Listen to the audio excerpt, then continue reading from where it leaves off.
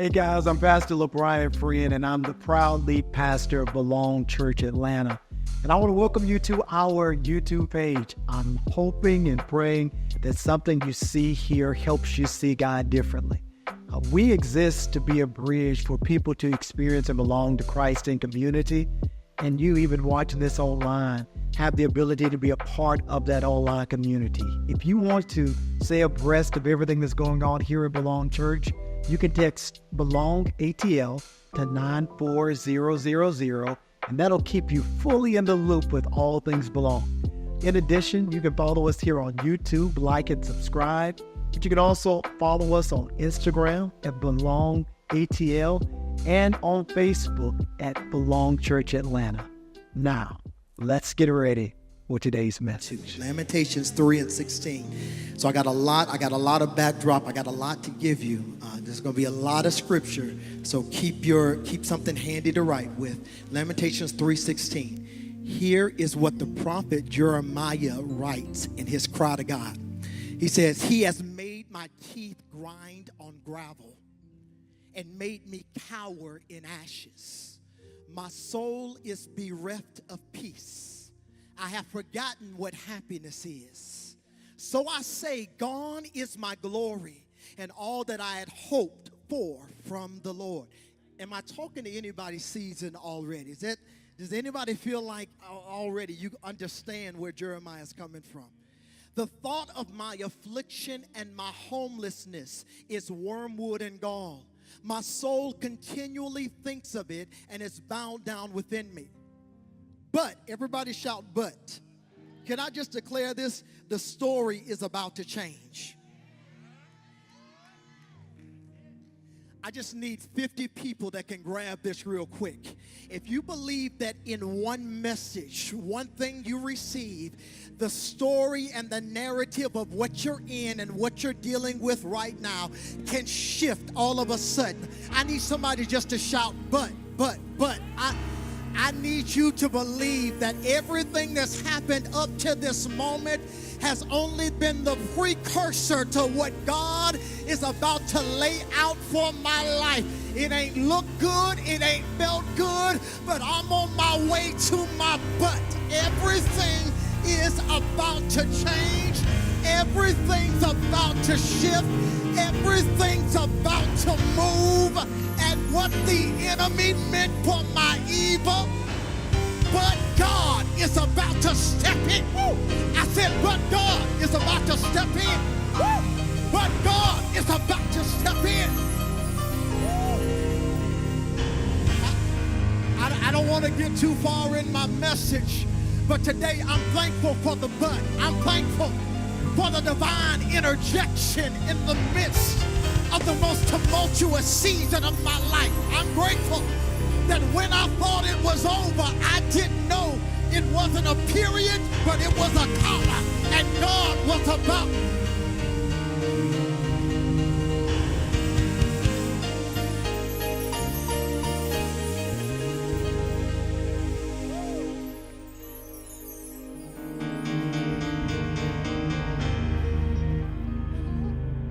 Season's been tough. Life's been life. I've been wondering, did God forget that he left me right here? I've been wondering if my GPS system to heaven was in need of calibration. But right here, Jeremiah gives you a little bit of hope. Everything, it seems like it's going wrong in my life.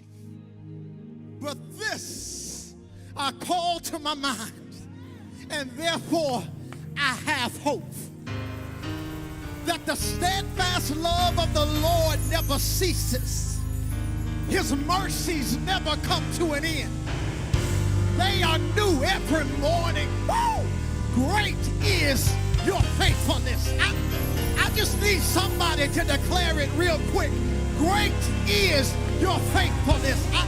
I need somebody in the midst of a hard moment and a hard season just to declare it. It's hard, but great is your faithfulness.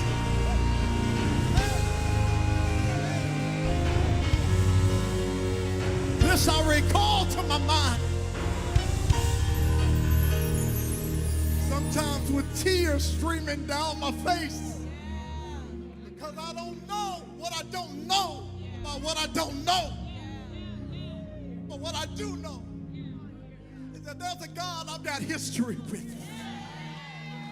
What I do know is that God's never left me in a season forever. And even when I didn't have all the answers and I didn't have the solution, I've got enough history with him to recall to my mind and get my hope back.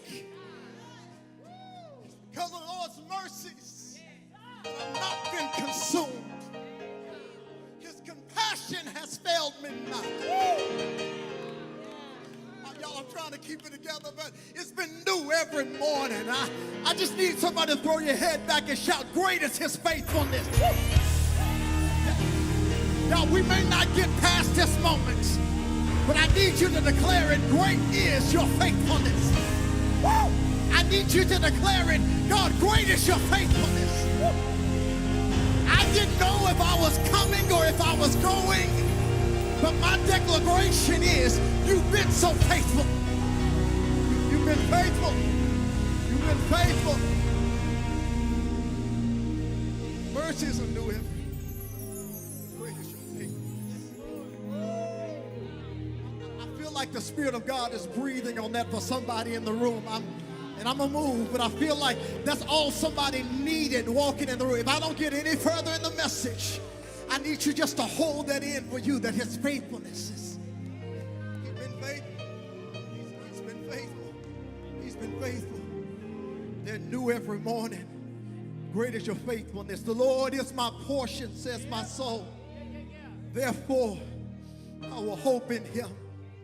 The Lord is good to those who wait for him, to the soul that seeks him. It is good that one should wait quietly for the salvation of the Lord. Today's message is very simple. It's called Hope Again. And I want you, and this is, y'all, I'm going to try not to make you grab your neighbor too much today. I just want you to look one person eyeball to eyeball real quick. Make them uncomfortable. Their eyes might be sweating already. Say, hey, neighbor, you look good. You look good today.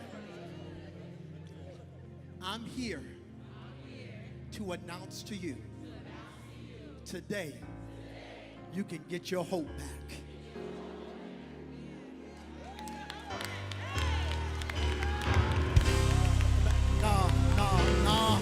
No, I'm not in the right room yet.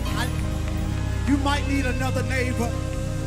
I need you to tell somebody, get your hope back. The enemy has tried to kill your expectation for your next, but I came here to serve an announcement that hell cannot steal what it did not create. And this Sunday, I'm getting my hope back. My expectation is rising again. I feel strength coming back to my life.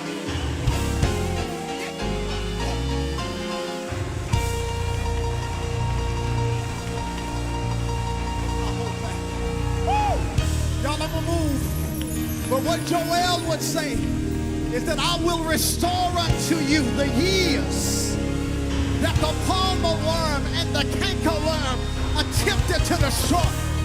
When you get your hope back, restoration comes as well.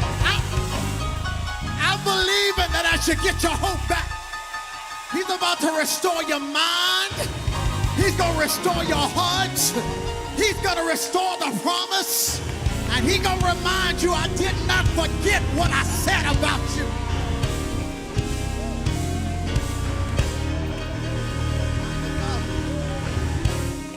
Restoration and life. This Sunday, I'm telling you, I came with a prophetic announcement. Hope's about to hit your home again. I don't know who's been in the sunken place in your house and in your mind and in your heart, but I just got an announcement. Hope is coming home again. When When you leave out of here this Sunday, you're not leaving with your head or your heart low. When you walk out these doors this Sunday, the joy of the Lord gonna be your strength again, and your hope is gonna be back. I don't know who I'm talking to, but I heard heaven say, hope is going home with you today. You're going home with expectation. You're going home with your joy back. Hope. Hope coming home with me. Woo. I've been carrying depression home. I've been carrying anxiety home. I've been carrying sickness home. But I'm just changing my declaration. This Sunday, hope is coming home with me. Get your hope. Get your hope back. Get your hope back. Get your hope back. Get your hope. Y'all, I promise you I'm going to move. But get your hope back. I feel it in the room.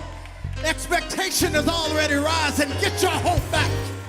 I know the enemy tried to tell you that this season was going to be your demise. I came as the mouthpiece of God to declare hope is in the room. And you can get your hope back. You're going to get your hope back. You're going to get your hope back. Hope coming home with you today. Let me just hear the voices of those that's ready to get their hope back. Can you just shout to God? Yeah. I'm about to get into the word, but can you just thank him in advance for what's coming? Can you thank him for what he's restoring and rejuvenating? The dream did not die, sugar. What God said, he's still gonna bring to pass. You just gotta get your hope. Hope is coming home with you today. You're not going home empty-handed. And the weapon of the enemy, because he can't kill you, what he'll do is try to steal your expectation. I declare in this room, the expectation is rising again. Woo!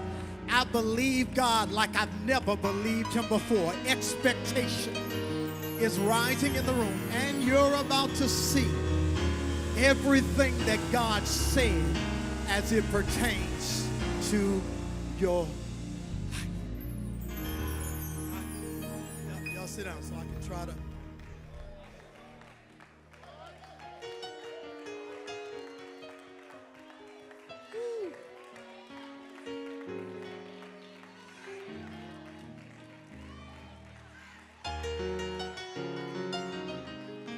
That's it. I'm not going to rush you out this moment. Get what you need. I'm not going to rush you out this moment. Take your time.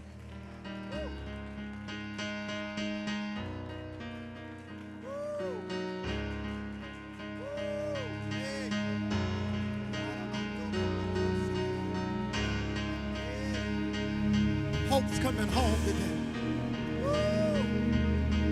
With all the tears you cried, all that you've suffered with, I want to announce and affirm to you, you suffered well.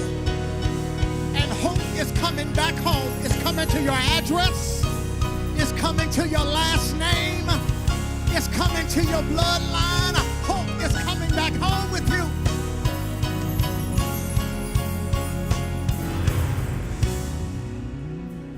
Hope's coming home.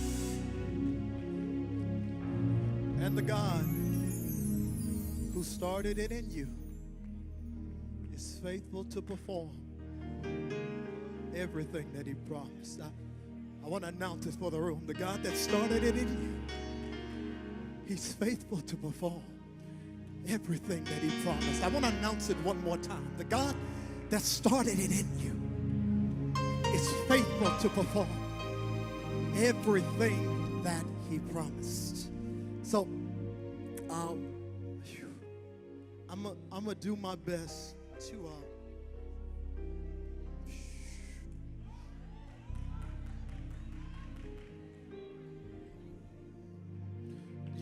Y'all, and I'm trying to move. I really am. I really am. But I sense the Spirit of God doing so much in the room. I'm really trying to move. But I sense the Spirit of God doing so much in this room. And it's only a miracle that you didn't kill yourself last night.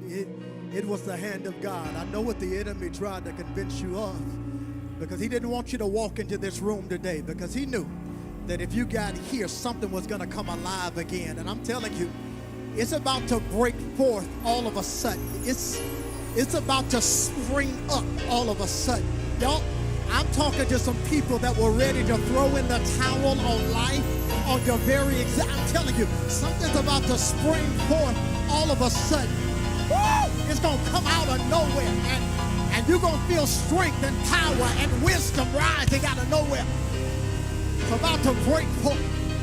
The dams are going to break. You're going to watch hope. Hope is going to flood in. It's going to flood in. And you're going to see the hand of God. Hey, you're going to see the hand of God, because you're about to get your hope back. I got to get into the message. But can you just declare it over your own life? I got mine back. I got mine back. No. Can you reach and grab it and say, I got mine back? If I didn't come for anything else, that scripture and that title gave me everything I need. I just declare it get an attitude with it, and just, I got mine back. Hope is coming home. Let me try to set this up. Where we started is where we're going to end. By the time we get to this next 25 minutes, we're going to end here. But I want to do justice to this, and I want to bring some pieces to life for you in these next few moments. Here's how I start this. Guys, around 1994, my uncle purchased this car.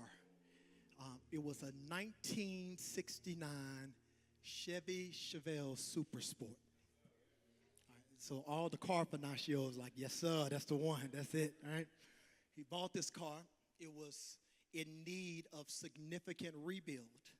So my dad has this shed at his house, this outdoor shed, and he asked my dad if he could park the car there until he was ready to rebuild it. This is 1994. I was 8th grader. 1994. Everybody shout it with me. 1994. Yesterday, August, what was yesterday? August the what?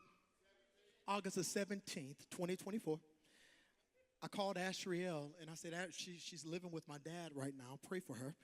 She's living with my dad. And I said, hey, Ashriel, can you go to the shed and take a picture of the car? Go ahead and put it on the screen. I said, can you go and take a picture of the car that my uncle bought 30 years ago in hopes of restoring it? Okay? This car has sat in the garage looking much like this. It's collected some dust over the last 30 years. He's already purchased the new engine. He's purchased the new seats. He's purchased everything necessary to bring this car up to date and speed. The problem is, after he purchased it, time passed, and he lost his hope and desire of rebuilding what he invested in. The other challenge to that is, he's storing his hope in somebody else's house. So every day, my dad has to look at a vehicle that, if it were rebuilt, would be worth over $100,000. But because he lost his hope, it's literally just worth the scraps. This morning, the way I want to start this message is this. Some of you all have let your broken dreams and expectations live in spaces that they weren't designed to be in forever.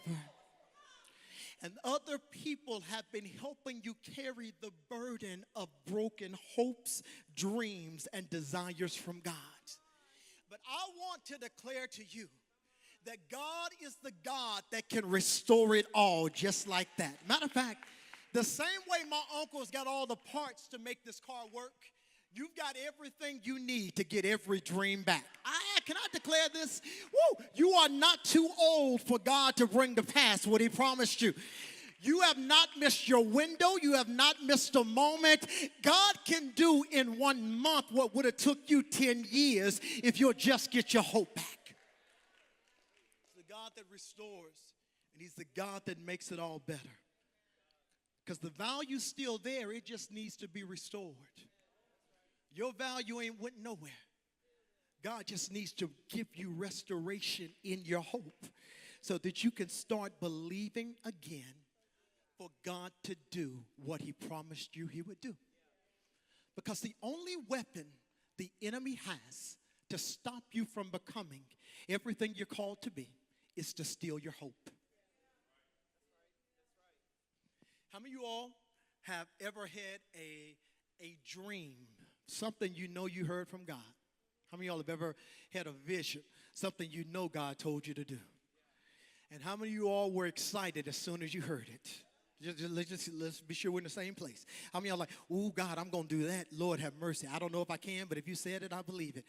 But how many of you all also know what it's like to get a dream, get a vision, get a call from God, but when it doesn't happen on your timeline, over time to start losing your hope, to start feeling like maybe it's not going to come to pass? God, you told me I was going to be a wife, but I've been waiting for the last 15 years. I done called Boaz, Shoaz, amen. I done called them all in, and I still haven't seen what you promised me. God, you told me that I was going to start my own business, but every morning I've got to get up and punch somebody else's clock and wonder why I'm still in this place. I'm losing my hope. It's not that I don't believe what you said. It just seems as if my promise is on a time delay. It seems as if what you said to me ain't coming to pass as fast as it is for everybody else. And what the scripture says, Proverbs 8:32, it says that hope deferred makes the heart sick. You know what it's like to have a broken hope, broken dream, broken promise. And when it feels like it's been broken, you don't trust anything anymore. I'm talking to a few people right now that feel like because you haven't seen it yet, it must be broken, and now it's hard for you to trust God again. And even though you know there's got to be more than where you are right now, it seems like because the last thing didn't come to pass, that nothing's going to come to pass. I don't want your heart to be sick waiting on God. I want you to know that God can come through when he chooses to come through, however he chooses to come. If he said it, he's going to do it. If he promised it, he's going to make it good. All right? So let's just walk this word hope out for a few minutes, and then I'm going to go into my text. Hope is a Hebrew word called yakal. Everybody say yakal. And what it means is very simple. It means to wait, hope, to patiently wait and long for. And then it says, so far it's been disappointing, but I'm still hoping and waiting. I need to know if I'm talking to anybody when I say this, that up to this point, I've been a little bit disappointed.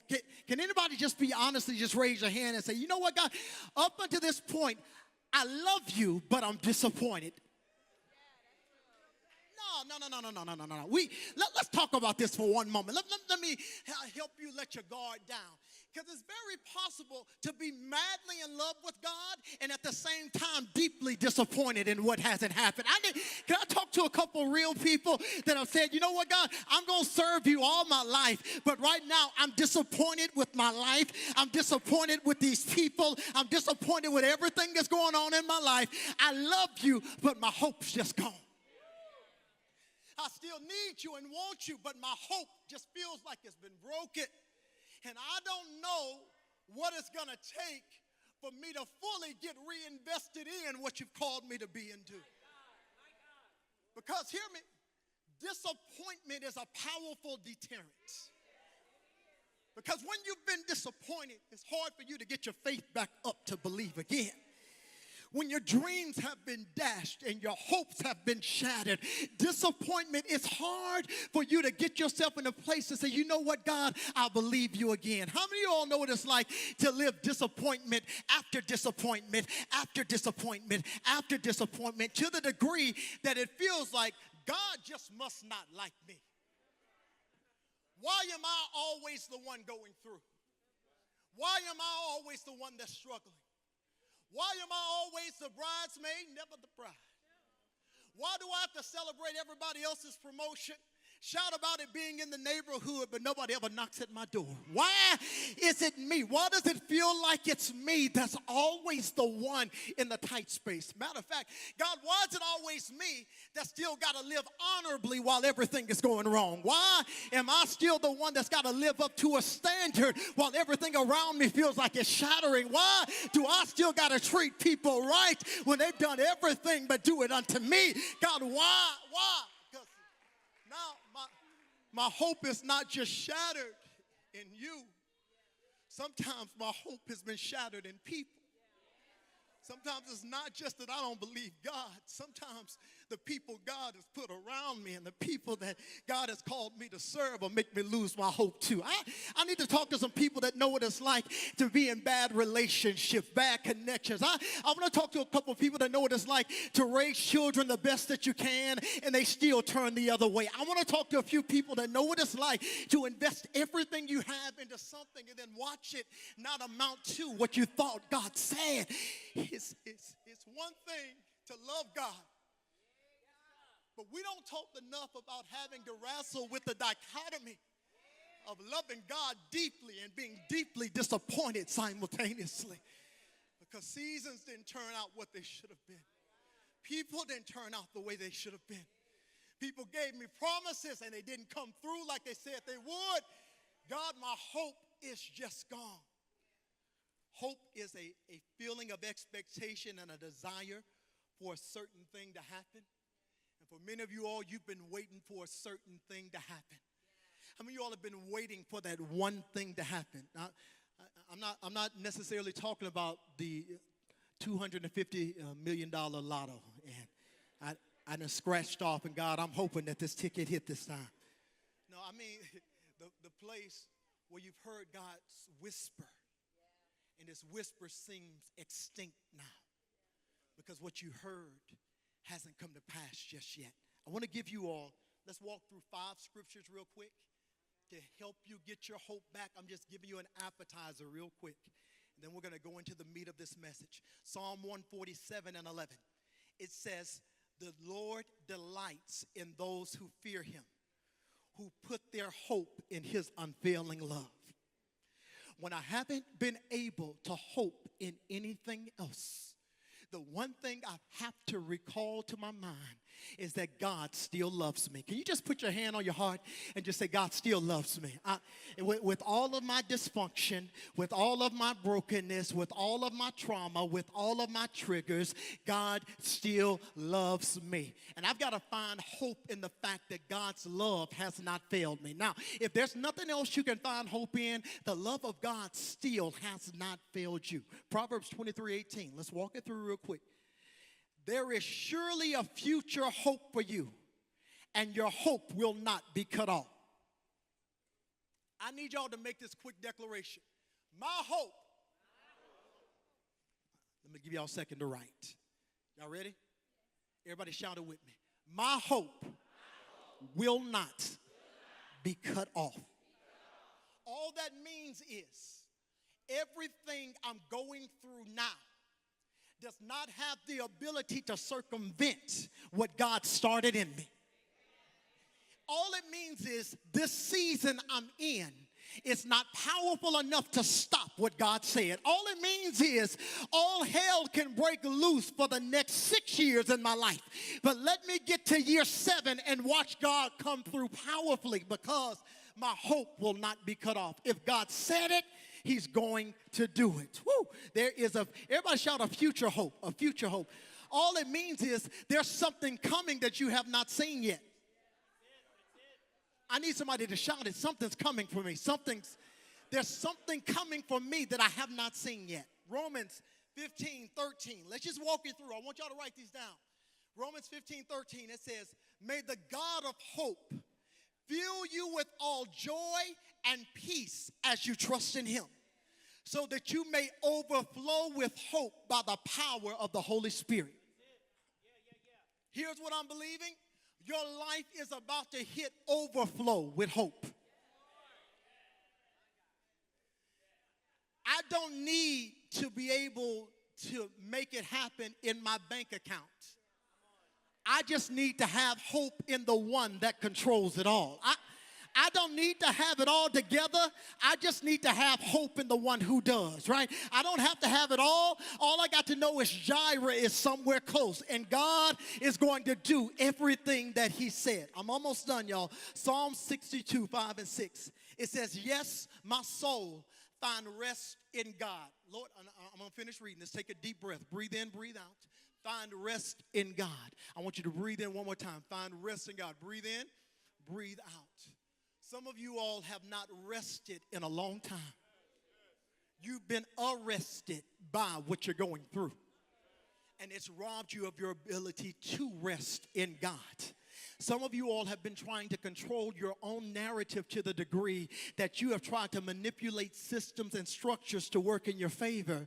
And the truth is, if you will allow yourself to rest in God, the remedy is your rest. Lord, have mercy. What the enemy cannot stop is arrested you. If you really rest in God, there's revelation on the other side of your rest. Some of us have been so busy trying to make it happen that we haven't rested in the God that's already done it. But when I rest in him, what it took me forever to build on my own, God can show you. I already had the connections to make it happen. You've just got to rest in me. Take a deep breath. Breathe in, breathe out. You put too much responsibility on your own shoulders. And you forgot that you serve the God that put it all together.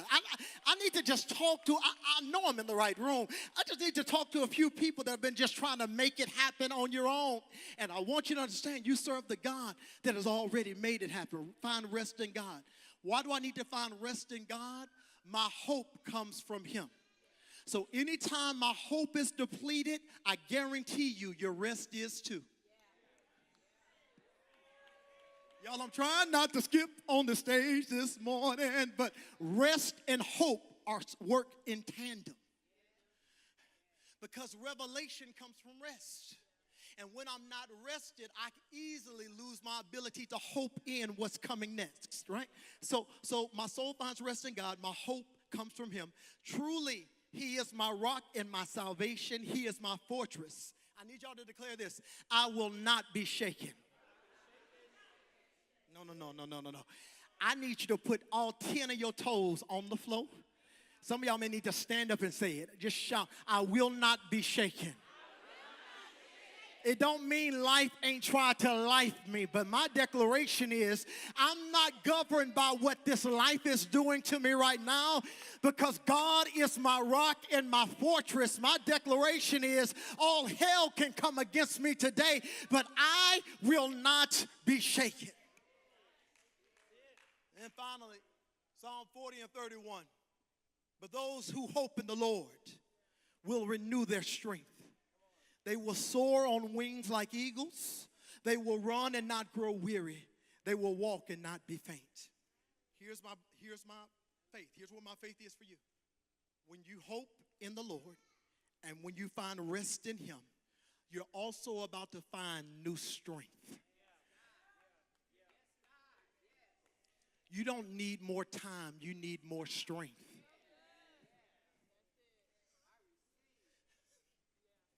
You need the strength that's going to come from getting your hope back. So let's walk this through. 15 minutes. I'm going to walk this through with Jeremiah. I'm going to give you 3 points to this message, and we're going to end in celebration, believing God that hope's coming home with you. Jeremiah is probably my favorite of all of the prophets. Jeremiah's my favorite one because they called him, and he was called as a young boy. How many of y'all God called you and you didn't ask for the call? Just real quick. How many of y'all let's be honest real quick. How many of y'all God called you and you hung up on the call? Y'all remember, some of the kids may be too young. The cell phone generation may not understand this. But y'all remember when we used to have the phone, like phones that we had to pick up, had the cord attached to it. Y'all know what I mean? Like you could only walk about 10 feet in the kitchen because the cord would like snatch you back. Y'all know what I'm talking about? Few of y'all in my age and myself. Anyway, for those of y'all that understand it, there was something powerful about those phones, because if you were mad at somebody, Bree, I know you don't understand this. If you were mad at somebody and you got an attitude, y'all that got into it on the phone, what you gonna do? See, just clicking that little red phone ain't the same. It ain't got the same power. There was something with them being able to hear you slam that thing down. You know what I mean? There was power in slam. You felt vindicated, like, nah, you know what I mean? And then you let them call back 3 or 4 times and you just watch it ring, and then they end up beeping you, putting in a little code like 911. I'm sorry. Don't want to go too far. But you know what it's like. Y'all know what it's like to be called. And the truth is, here it is. This is point 1, but not point 1 of the actual message. God didn't need your commitment before he gave you a calling. I'm going to say it again. God did not need your commitment before he gave you a calling. I'm going to say it one more time. God did not need your commitment before he gave you your calling. What he told Jeremiah when he called him in Jeremiah 1 as a young teenager, he gave him this revelation that before I formed you in your mother's womb, I had already called you and I had ordained you to be a prophet. All it simply means is God only needed your mama and daddy to connect because he already had a word on your life. And I don't care. Matter of fact, let me just say this. I don't care what other words people have called you. There's a word that will oversee and dominate everything that everybody else thought you would be. You don't have to live up to anybody else's dream, hope, or expectation. There's already a word on your life. I want to reassure somebody, you are not just moving here just to be moving here. You are not just living just to be living. You are a prophetic announcement and an answer to a problem. You are a solution for people that you don't even know.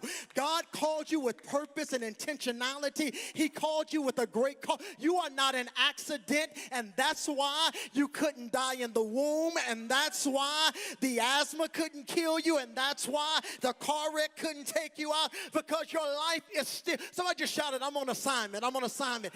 And even when I don't feel like being on assignment, I'm still on assignment. And even when I don't want to do it, I still find myself doing the very thing I'm called to do. Why? Because God called me and he didn't need my yes. He called me and he didn't need my consent. He called me and he wasn't waiting for me to commit to it. Before I could give him a yes, he already knew my yes was coming. God called me. He put something in me that no one else can take away. The joy that you have, the world didn't give it and it can't take it away. But also the calling that you have. Your mama didn't call you. Your boss didn't call you. The CEO didn't call you. They may have seen your gift, but they didn't call your gift. Everybody just shout this, I'm called, I'm called, I'm called. And that's what makes me live life with urgency. I'm not living for my own self. I'm living because I've been called by God. I've been arrested by a calling that I did not want, but I still got to fulfill what God called me to be and do. So number one, God didn't need your commitment before he gave you a calling. And then the other part of this is you can't shrink because they're not comfortable with your calling. You can't shrink from your call because they're not comfortable with it. Y'all, you don't have the bandwidth or the margin to minimize who you've been called to be another day.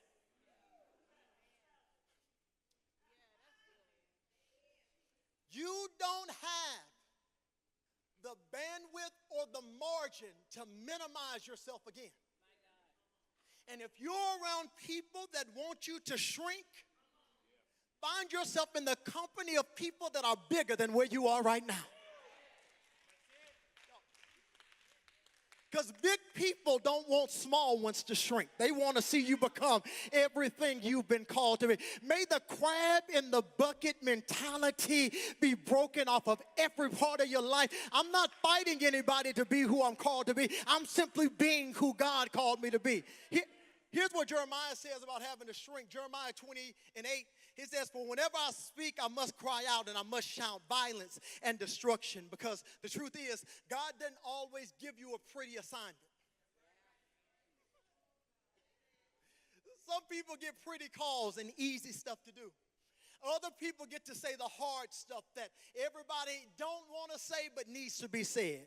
How many of y'all have ever been told you just so brash, you just, every time you come around, something ugly coming out? Yeah, how many of y'all have ever heard it? Now, I ain't going to go too far. Let me stop there. It says, for the word of the Lord has become for me a reproach and derision all day long. If I say, here it is, I will not mention him or speak anymore in his name, then within me there is something like a burning fire shut up in my bones, and I am weary with holding it in, and I cannot. For I hear many whispering, terrors all around, denounce him, let us denounce him. All my close friends are watching, waiting for me to stumble. How many of y'all know what it's like to have people that you thought were company waiting for you to fall?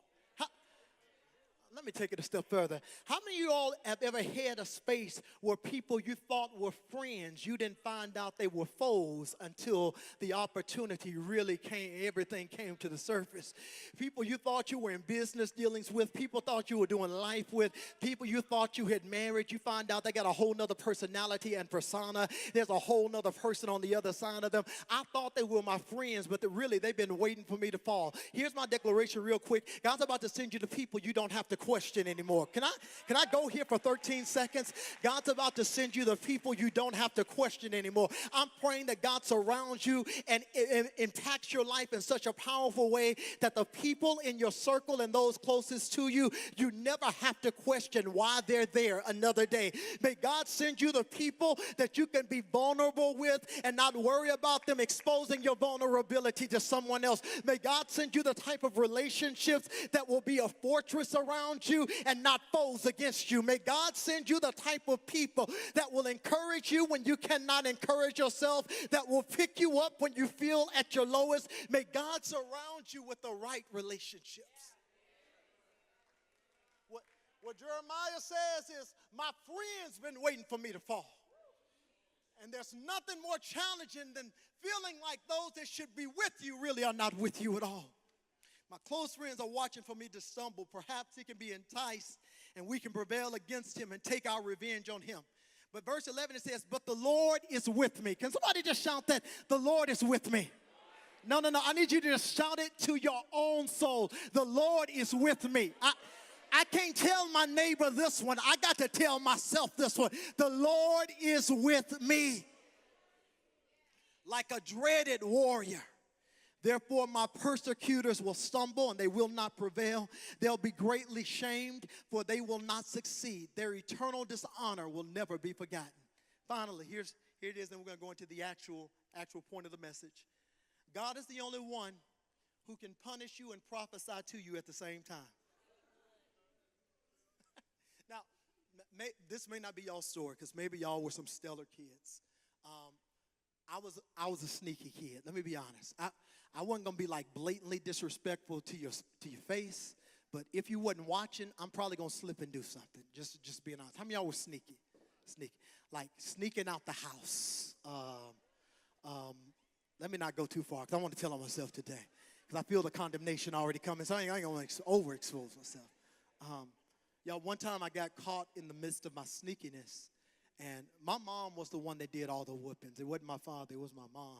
Sometimes I wish my dad would have whooped me, because it probably would have went a little bit easier. My mom was violent. She was pretty strong. And she was a small woman, but she was a very strong woman. And she told me when we got home I was going to get a whooping. And, you know, that's the worst. Like, don't tell me. Don't make me have to ride in the car with you 40 minutes anticipating what's about to happen when we get home. I'm going to whoop you when we get home. I mean, y'all ever got that? Like I'm going to get you when you get home. And then you got to ride 40 minutes anticipating what's about to happen. Like, just don't even tell me. Just don't talk to me the whole way. And I'll never forget this. I was 13, 14 years old, and we're in a room, and she told me, and it just didn't make sense to me. I think this might have been my last whooping. This last whooping, I had to like strip down. Like you can't have no blue jeans on. You know what I mean? Like you don't get a whooping in blue jeans. The effect ain't the same. Like it gotta be skin to skin. My mama said something to me that day that has been etched in my mind ever since. She said to me, "It's gonna hurt me." We lived in the same house. I knew it. I knew we all grew up together. I knew we did. This gonna hurt me worse than it's gonna hurt you. And my 14-year-old self said, "How? How is this causing you more pain than it is me?" And to make matters worse, you don't just get a whooping. You gotta get talked to while you get a whooping. You know what I mean? Like every syllable is a lick. You know what I mean? It's not like you can get a whole word out with a lick. I told you. Like, say your sentence on one lick and just be done, right? I'm sorry. Zoe, I need to get back in counseling just for these childhood beatings. But God's the only one that can punish you, but he'll also prophesy to you. What he says in Jeremiah 31:3 is, "The Lord appeared to us in the past, saying, I've loved you with an everlasting love, and I've drawn you with unfailing kindness. I will build you up again, and you, Virgin Israel, will be rebuilt. Again, you will take up your timbrel and go out into the dance with the joyful. This is what the Lord says, restrain your voice from weeping." I'm going to give you something to cry about. I'm sorry, y'all. I'm having flashbacks up here. I'm so sorry. Restrain your voice from weeping and your eyes from tears, for your work will be rewarded, declares the Lord. They will return from the land of the enemy. He's saying this to Jeremiah to proclaim to Israel while Israel is getting ready to go into Babylonian captivity. They're getting ready to go into slavery, and God is saying, I'm going to bring you back, and it's going to be good. You're going to have joy again. You're punishing me, but you're prophesying to my future at the same time. I want to just talk to a few people that feel like your life is under punishment. I really want you to understand that punishment is also a prophecy. That God would not put you under the pressure of punishment if he didn't have an expectation of what he was going to do on the other side of it. He's going to bring something good out of it. So let's get to the text. Let's get to Lamentations. Lamentations 3. The children of Israel have gone into exile. Jeremiah has penned. The whole book of Jeremiah has been penned. His scribe has written it all out. And now we're in the book of Lamentations. This is literally Jeremiah's weeping over what has transpired over Israel. And so here's a couple things I want you to see. Lamentations 3:1. We're going to walk this down and we're going to be out of here. What happens when God drives you into the darkness? How many of y'all have felt like God's been pushing you into the darkness? Let's read it. I am one who has seen affliction under the rod of God's wrath. He has driven and brought me into darkness without any light. How many of y'all felt like this last season feels like it ain't no light in it? I hear y'all talking about the light at the end of the tunnel. I don't see it yet. I know y'all say a better day got to be coming. Don't feel like it just yet. God's the one that drives me into darkness without any light. Against me alone, he turned his hand again and again all day long. He's made me sit in darkness like the dead of long ago. How many of y'all just felt like this last year's been real dark? For some of y'all, this last 2 years has been real dark. For some of y'all, since COVID, it's been real dark. For some of y'all, since 2018, it's been real dark. And I don't understand why God, who loves me, would intentionally drive me into the darkness. Because here's what I've learned. Darkness is the place where hope goes to die. And whenever the season is dark, it's hard to hope for something better when all you can see is dark around you. It's hard to believe that God can do something great when everything around you feels like it's falling apart. And then often when we are in darkness, it feels like God has gone deaf. How many of y'all have ever been in a dark season and felt like your prayers weren't going nowhere? How many of y'all have prayed for God to bring you out and he ain't brought you out yet? How many of y'all have been saying, God, whenever you're ready, I'm ready too, and he ain't been ready yet? Lamentations 3:8, it says, though I call and cry for help, he shuts out my prayer. He's blocked my way with hewn stones. He's made my path crooked. And when your hope has been broken, bitterness is not far behind. Can we talk for a moment? How many of y'all love God but been bitter about what he's put you in? Can we just be real for about 13 seconds, 14 maybe? How many of y'all love God deeply but have found yourself bitter with what he's placed in your hands? Bitter with what he's taking you through. Bitter with why he's allowed your life. I've served you all my life, and this is what I get. I've been doing this since I was a teenager. I've been saying yes, and this is what I get. All of my life, I thought my life would look completely different than what it looks like right now. And this is what you give me? I watched people that didn't love you be blessed. What about me? I've watched people curse you and doors open for them. What about me? I've watched opportunities happen for others that I know should have been mine. What about me? And it's not that I don't love you. I'm just bitter with the hand you've dealt me. Let's be honest, God. By now, I should have already had a family of my own. But now, I got to be rich auntie. And I got to do this and I got to do that to make ends meet. By now, my life should already be more secure than it is. But I'm still living paycheck to paycheck, trying to make it by. I'm not living lavishly. I'm barely getting by. And I'm just hoping that at some point, God, you'll see me. But right now, if I'm honest, my heart is turning a little bit bitter.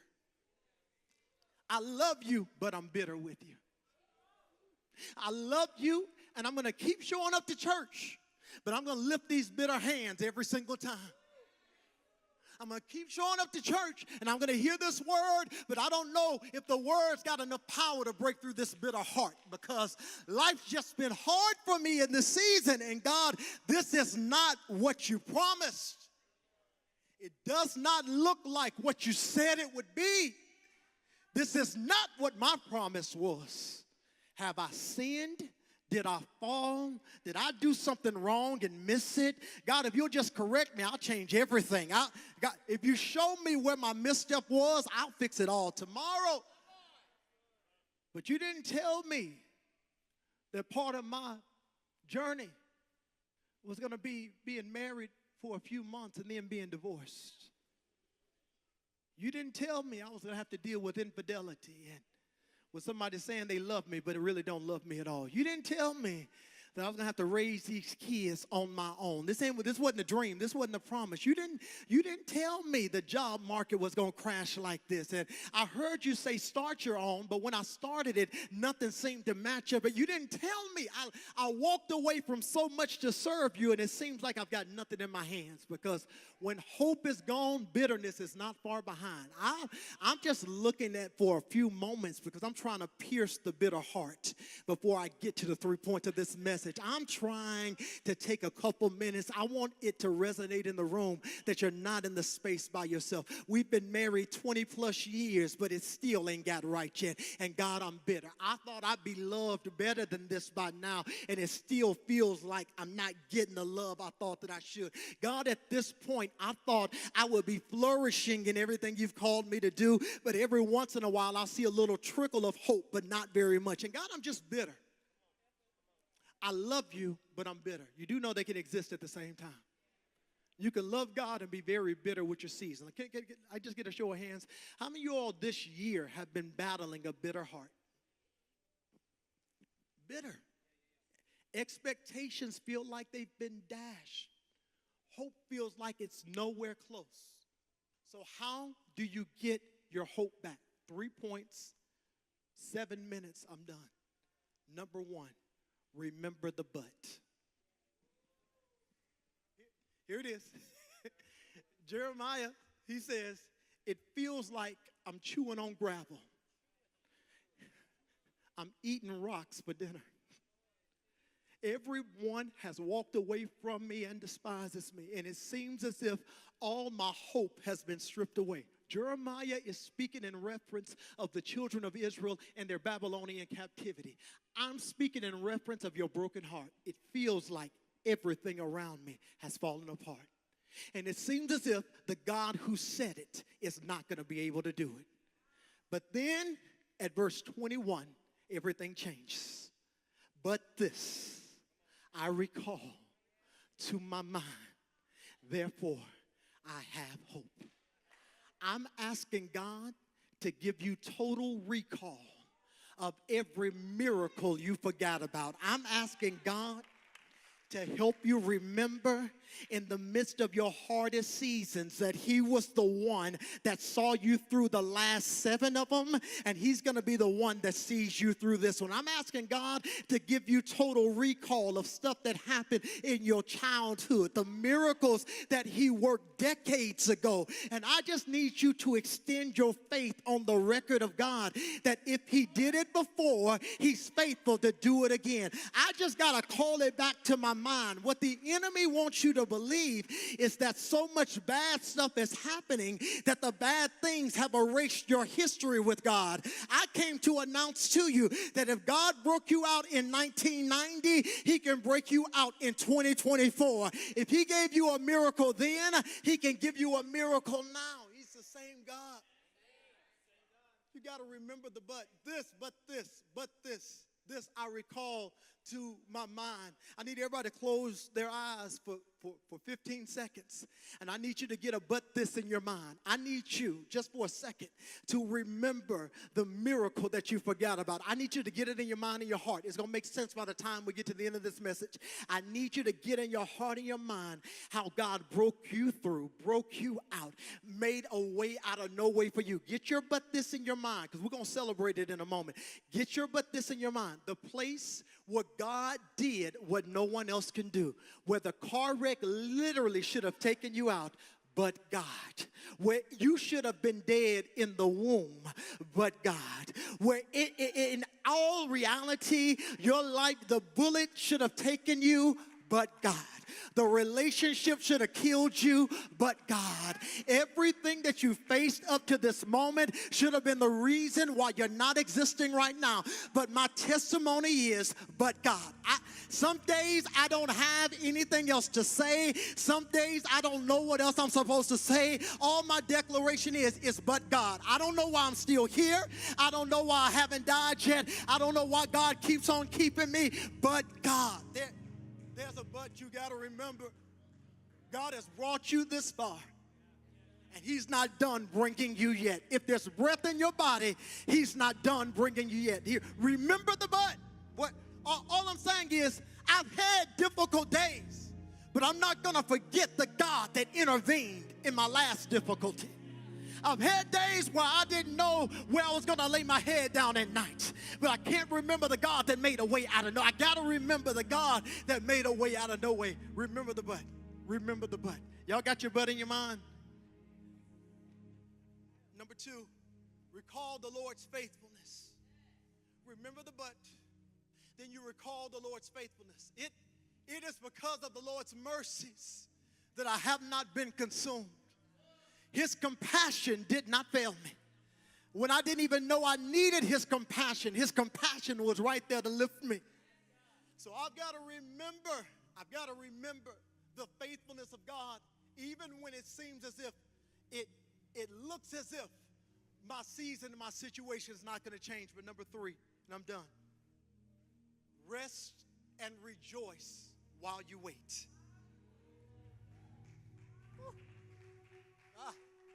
Here it is, guys. Here it is. I do not know what God's going to do next.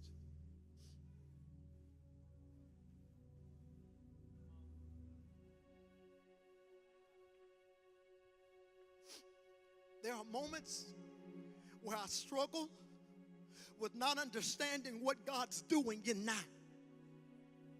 There are moments where I cry because now don't make sense. There are moments where worry tries to overtake me and make me think God's not going to come through. But this morning, y'all, late last night, I'm done, y'all. Late last night, God gave me a charge. He said, I want you to get back up early. And I want you to start your prayer walks again. I want you, before you stand before my people on a Sunday, who have already walked at a pace with me so that I can remind you of everything that I promised you. Y'all, this morning I was walking in a neighborhood I've never walked in before, wondering if God was still going to do what he said he was going to do. And while I was walking in a foreign space, I felt the Spirit of God stirring on the inside. And as the Spirit of God started to stir, tears started rolling down my face. And I didn't have a vocabulary for what I had been feeling. But what started to come out of my spirit was, Lord, I just thank you. Father, I honor you because life could have went another way. God, I thank you because you've been faithful even when I was faithless. And this morning, I just have to honor you.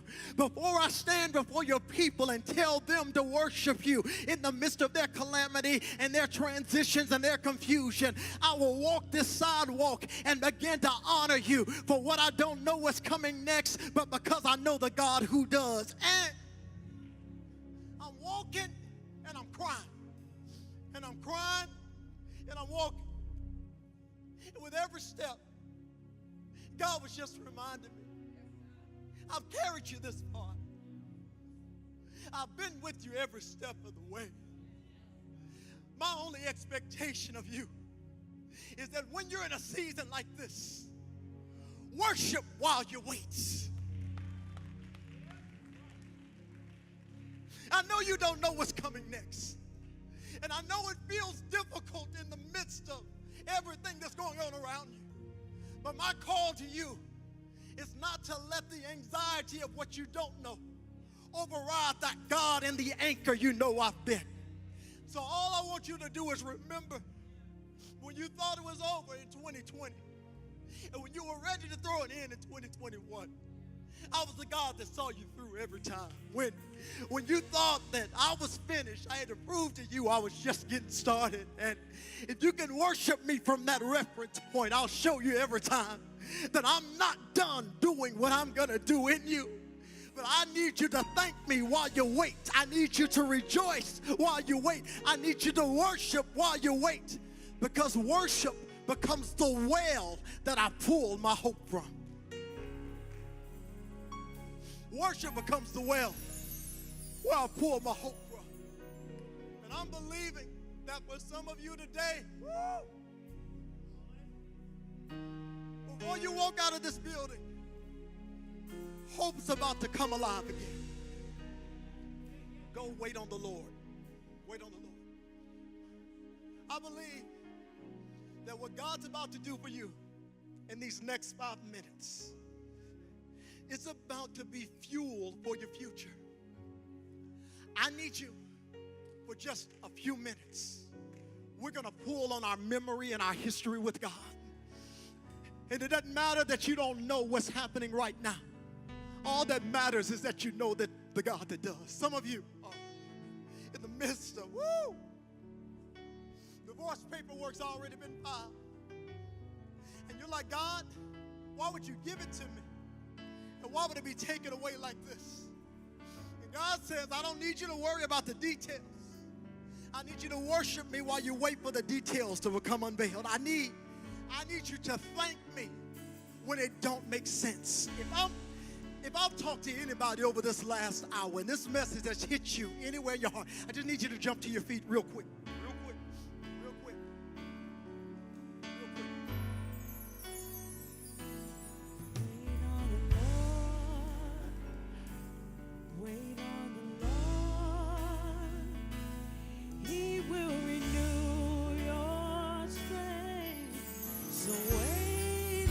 I want you to lift it. Wait. Wait on the Lord. Wait on the Lord. Woo! Your hope's coming back. He will renew your strength. So wait, I say, wait on the Lord. Wait on the Lord. He will renew your strength. I feel strength coming back to the room.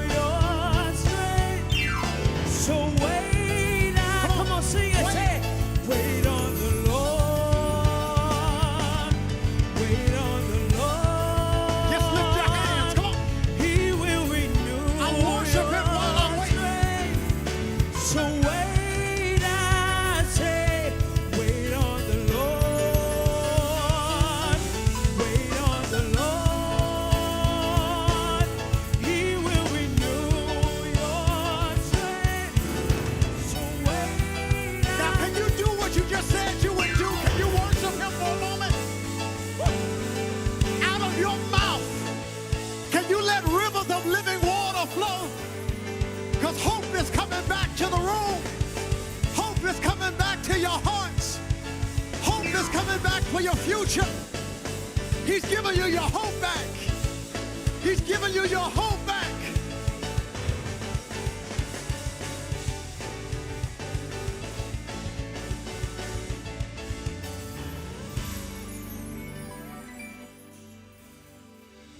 Come on. He will renew. Sing it, church. So wait. Wait on the Lord. Woo! Because he's going to renew.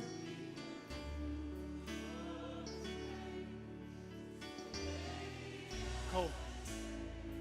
They that wait on the Lord shall renew Your strength, they shall mount up on wings like an eagle and soar. They shall walk and not get weary. They shall run and not faint. That's what happens when you wait. That's what happens when you wait. Hey, they that wait on the Lord shall renew their strength. They shall mount up on wings like an eagle and soar. They shall walk and not get weary. They shall run and not faint. That's what happens when you wait.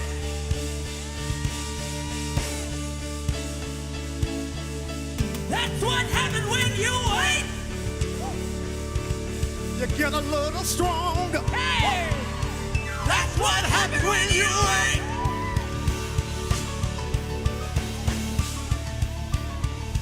That's what happens when you wait. I feel strength coming to the room. Yes! That's what happens when you wait. You get a little stronger. That's what happens when you wait. You get a little One more time. They that wait. They that wait. They that wait on the Lord shall renew their strength. They shall mount up on wings like an eagle and soar. They shall walk and not get weary. They shall run. Shout it. That's what happens when you wait. That's what happens when you. That's what happens when you wait.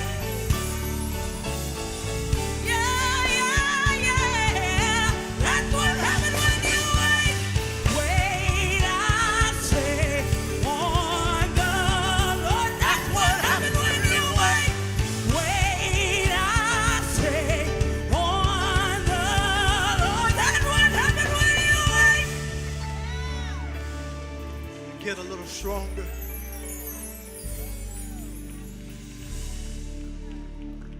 I'm not waiting as if something's not going to come. I'm waiting knowing the God who made me the promise is a promise keeper. And he's a covenant keeping God. He's going to keep every promise he made. But you gotta get your hope back. What the enemy wants you to do is to walk out of this room feeling the same weight that you carried when you came in.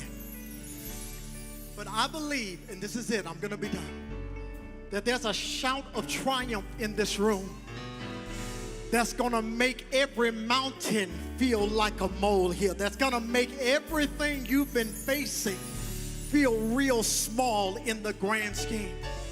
On the count of 3, I just want you to shout to God like everything has already shifted and changed, like your circumstance don't look like your circumstance, like there's been a revival of hope and joy and jubilation, like there's renewed power and strength coming over you. 1, 2, 3, shout. That's the joy. That's the joy. That's the joy. That's the joy. That's joy. That's the joy. Hey, that's the joy. That's the joy. Hey.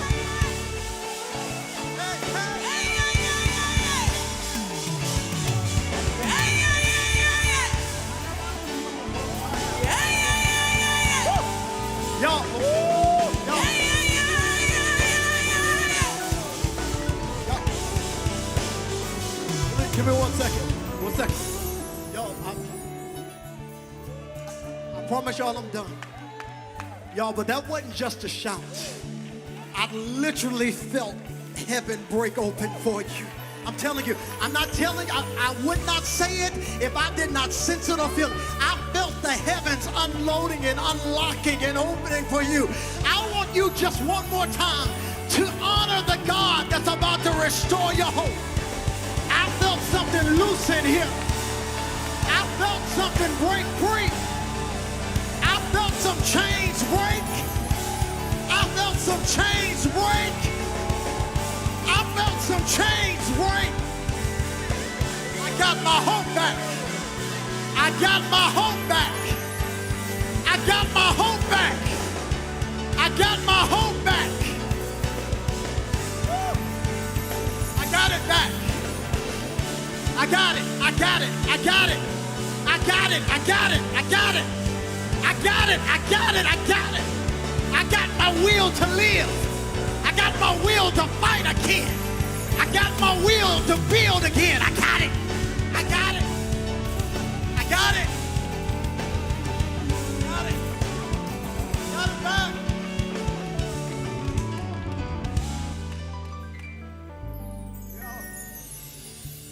You're not leaving this room the same way you walked in.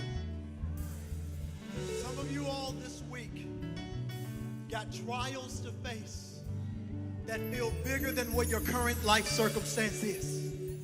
My prophetic declaration is that what just happened in this room is about to carry you through the entire week with the grace that exceeds anything that you understand. So I don't wait until the battle is over. I worship him while I'm in it. I don't wait for the answer to come. I worship him while I'm waiting. I give him glory as if it's already done. My simple decree for you today is that it's already done. Grab one neighbor's hand. Grab one neighbor's hand. Woo. Just one hand. You're holding the hand of someone that might have came in here on a literal lifeline, that did not know what to even expect out of a service, have lost their expectation even for what God's gonna do. But you're holding the hand of a miracle that's got its hope back. Squeeze that hand. We're done. Squeeze that hand. I'm coming to a close. You're holding the hand of somebody that just got their hope back today. You just squeeze that hand one more time. Because where they need a little bit more hope, you're about to infuse it into them. You're about to, right now, you're about to transfer your faith into theirs. Can you just squeeze that hand and give that hand a little bit more hope? You don't know what lifeline they may be in here on now, but you got enough faith to increase theirs. Squeeze that hand. Father, thank you for a room filled with hope and expectation. Thank you for a moment where we simply believe you again. Life tried to kill our ability to hope. But this Sunday, woo, is marked in our history. August the 18th, 2024 will be our testimony that I got my hope back. And I declare, every devil that's tried to drain your energy, your time, your strength, your will, your worship just made them flee. So, Father, thank you for the miracles. Thank you for being the God of the miraculous. Hey, thank you that for some people today, stuff is coming back alive for the first time in years and in decades. There's hope springing eternal. There's hope springing up. You're not merely existing.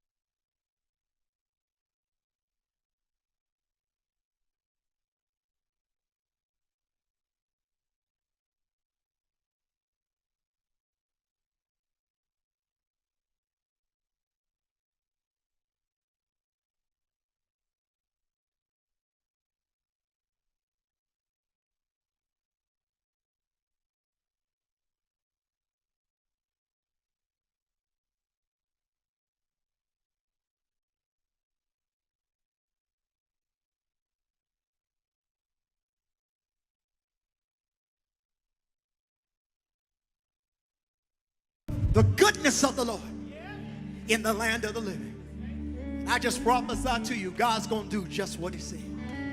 I'm trying to let this go. I said, God's going to do just what, I'm trying to walk myself off the stage.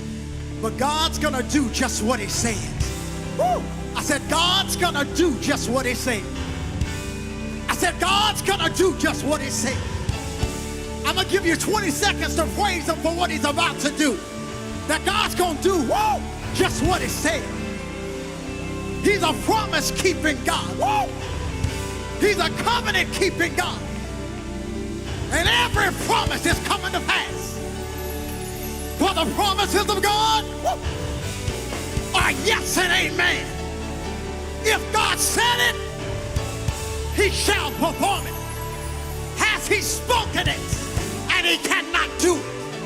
Has he promised it and it will not come to pass? And it shall come to pass. And it shall come to pass. And it shall come to pass. And it shall come to pass. He's too good to not do what he promised you he would. It shall come to pass. What? I said it shall come to pass. I need a couple people in faith to honor him for it shall. It shall. It may not come today, and it may not come tomorrow, but it's he's gonna do. He's gonna do everything that he promised.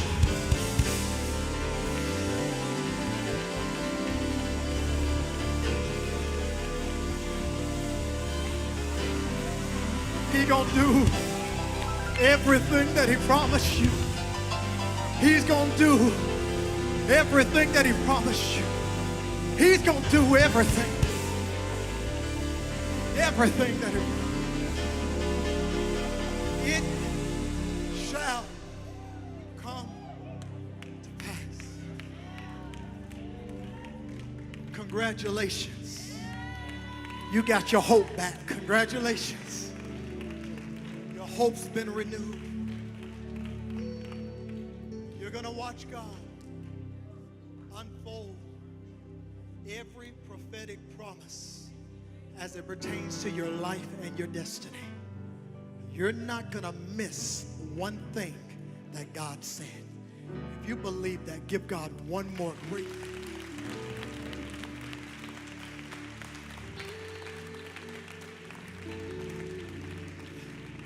Y'all, I'm really trying to walk off the stage.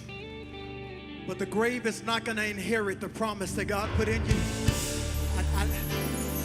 I need y'all to hear me as I say this. The grave is not good enough to inherit the promise that God made you. You're going to live to see it happen. Woo! Y'all, I'm trying to let this go. I said you're going to live to see it happen. You're going to live to see it happen. Live, live, live, live, live. Live, live, live, live, live. I need you to shout it to y'all. Live, live, live, live, live. You're going to live to see it happen. Woo. Just shout it real quick. Live, live, live, live, live. Live, live, live, live, live. You're gonna live to see it happen. I feel like the room needs it. You're gonna live to see it happen. You're gonna live to see it happen. Now look at your neighbor and say, live, live, live, live, live. Woo! Woo! Hey. You're gonna live to see it happen. You're gonna live to see it happen. You're gonna live to see it happen. Now tell them what they got to tell their neighbor. All Call you them. gotta do is live, live, live, live, live. Y'all didn't know that's a prophecy by itself. I'm going to live to see this thing come to pass. Woo! And God's going to do everything. Woo! Everything that he said he would. He going to do everything that he said he would. And you'll be like David. What David could not finish, Solomon did. I declare the generational blessing on your life. Once you start, your generations are going to finish it for you. You're going to live.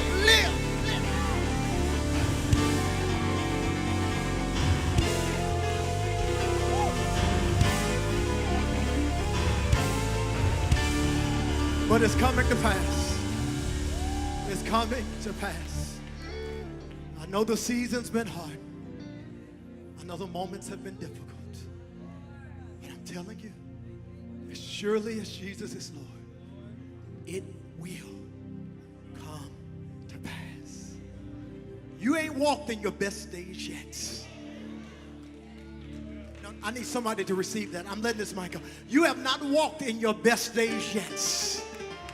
There's still some days for me to enter into that are going to make today pale in comparison. And you're going to live to see it happen. In Jesus' name. Help me thank God one more time.